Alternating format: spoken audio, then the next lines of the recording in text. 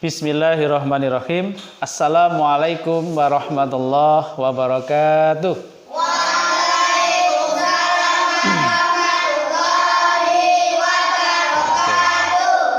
Bagaimana kabarnya hari ini? Semuanya sehat? Sehat. Semuanya sehat? Sehat. Coba biar semangat. Allahu Akbar. Allahu Akbar. Oke. Terima kasih anak-anakku semua yang semoga dirahmati Allah Subhanahu wa taala. Saya absen dulu ya. Ya, saya absen dulu. Az-Zahra datang. Oke. Rifki hadir. Alhamdulillah. Semuanya hadir. Ya, semuanya hadir, semua sehat. Mari kita syukuri nikmat sehat ini untuk banyak beribadah kepada Allah Subhanahu wa taala, ya. Anak-anakku semua yang semoga dirahmati Allah Subhanahu wa taala. Pada pertemuan kali ini kita akan melanjutkan pembahasan kita mengenai surah Al-Qadar. Ya, sebenarnya Bapak sudah menyiapkan perangkat ini, tapi qadarullah ya, karena listriknya padam ya, tidak bisa dipakai. Jadi tidak apa-apa ya, tidak apa-apa. Untuk supaya kita benar-benar siap belajar, tirukan saya. Tangannya begini semua. Tangannya begini semua. Nah. Ini huruf apa? Sini. Gini. Nah, si. O. Si. O. Semangat semuanya. Oke, sekarang anak-anakku semua yang semoga dirahmati Allah Subhanahu wa taala. Pertemuan kali ini kita lanjutkan materi yang dulu kita belajar bersama terkait dengan surah Al-Qadar. Sebelum kita masuk materi, masih ingat apa yang dinamakan surah Al-Qadar secara bahasa? Apa artinya surah Al-Qadar? Segumpal darah. Segumpal darah. Yang lainnya ada jawaban lain? Al-Qadar artinya apa? Kemuliaan. Tidak apa-apa Mas Vicky, segumpal darah. Itu materi yang dua pertemuan sebelumnya. Dua pertemuan sebelumnya kan kita membahas tentang surah Al-Alaq. Al-Alaq itu artinya segumpal darah. Kalau Al-Qadar artinya malam kemuliaan. Oke. Qadar pada malam kemuliaan. Malam kemuliaan itu nilainya ketika kita beribadah di dalamnya seperti apa? Seperti apa perbandingannya kita beribadah? Oke, lebih baik daripada 1000 bulan. Oke, alhamdulillah ya, sudah di rumah sudah dipelajari. Kita nanti sambil Bapak sampaikan, nanti kita lebih banyak diskusi nanti, bertanya jawab tentang materi surah Al-Qadar ini. Oke. Anak-anakku semua yang dirahmati Allah Subhanahu wa taala, tujuan pembelajaran ya dari pertemuan kali ini adalah pertama, anak-anakku semua diharapkan mampu membaca surah Al-Qadar itu dengan baik dan benar. Ini merupakan kelanjutan dari materi yang sebelumnya. Jadi saya ini nanti akan saya lihat kemampuan membaca satu per satu. Jadi dari 12 siswa ini nanti akan mempraktekkan bacaan surah Al-Qadar satu per satu. Dibaca dengan baik, dengan benar. Ukuran baik benarnya membaca Al-Quran itu apa? Kemarin sudah Bapak sampaikan. Sesuai dengan ilmu tajwid. Itu tujuan pertama. Jadi kamu bisa membaca surah Al-Qadar ini dengan baik dan benar sesuai dengan ilmu tajwid. Jadi ukurannya baik benar itu adalah ilmu tajwid. Yang kedua, anak-anakku sekalian diharapkan mengetahui isi kandungan surah Al-Qadar. Itulah dua tujuan pembelajaran yang saat ini atau pertemuan kali ini nanti diharapkan setelah selesai pembelajaran ini dilakukan, anak-anakku semua dapat melakukan dua hal tersebut. Oke. Anak-anakku semua yang dirahmati Allah, sekarang kita masuk pada pembelajaran terkait dengan surah Al-Qadar. Pertama, Bapak akan memberikan contoh mengingat kembali pelajaran yang dulu, karena ini kaitannya dengan tujuan pembelajaran kali ini, kita atau anak-anakku semua diharapkan bisa membaca surah Al-Qadar dengan baik dan benar, maka saya akan atau Bapak akan berikan contoh dulu.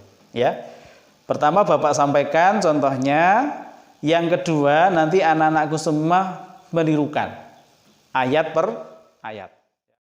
Sekarang Bapak baca, anak-anak tirukan ayat per ayat ya, mulai dari basmalah ayat 1 sampai ayat 5. Tolong betul-betul diperhatikan. Panjang, pendek, hukum-hukum bacaan yang ada di surah Al-Qadar. 1, 2, 3. Bismillahirrahmanirrahim. Abata. Yuk. Bismillahirrahmanirrahim. Inna anzalnahu fi lailatul qadr. Abata.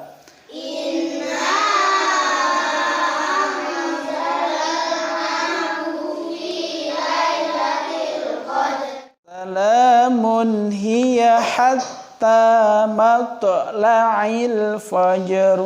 Salamun hiya hatta matla'il fajr. Selanjutnya, setelah itu anak-anakku sekalian, untuk kita bisa membaca dengan baik dan benar, kita harus sering-sering mengulang. Dengan kita sering-sering mengulang, pertama kita akan semakin bagus bacanya, yang kedua insya Allah kita nanti akan hafal. Nanti tujuan akhir dari pembelajaran kita kali ini untuk pertemuan yang selanjutnya, kamu diharapkan bisa hafal. Perlu digali dari apa yang ada di surah Al-Qadar tersebut. Saya berikan kesempatan, barangkali dari anak-anakku semua masih ada yang belum paham, masih ada yang perlu ditanyakan, saya persilahkan. Angkat tangan yang tanya. Saya, Pak. Iya, silakan, Pak Citra.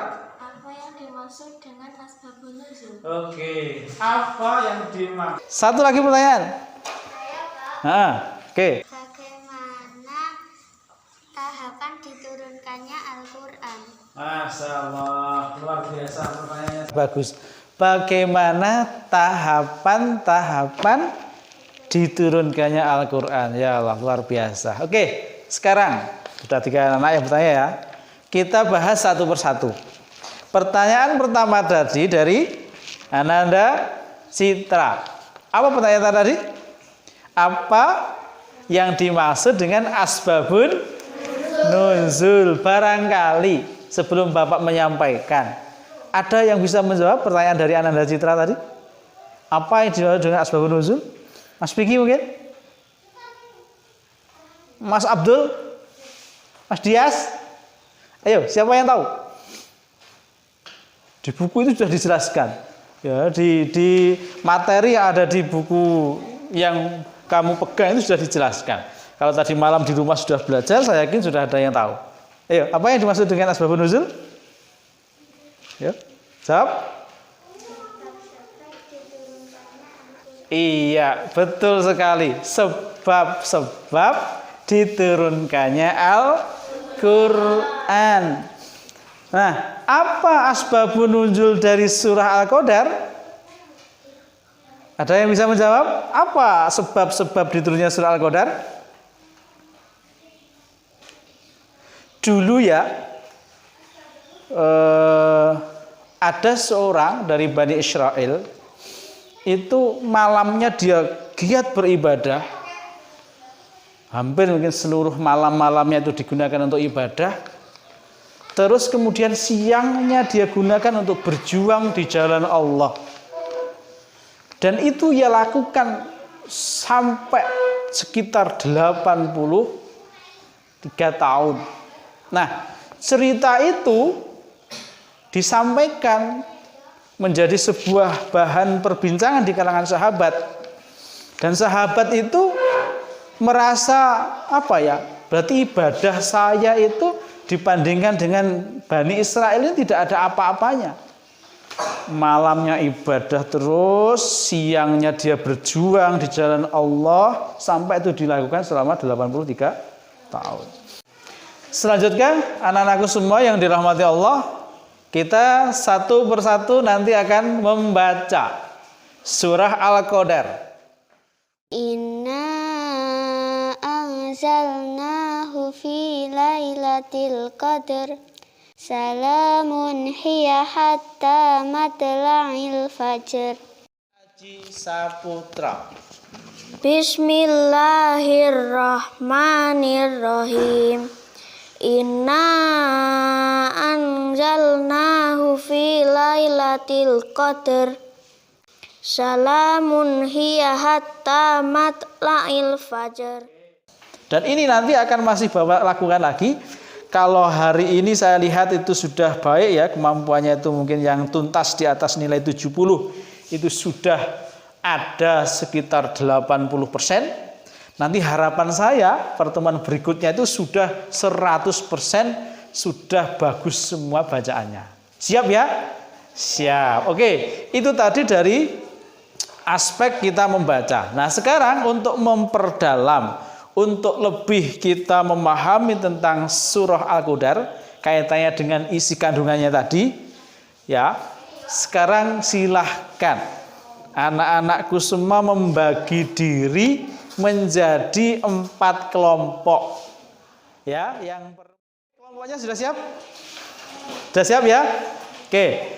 Bapak akan berikan lembar kerja untuk didiskusikan dengan anggota kelompoknya.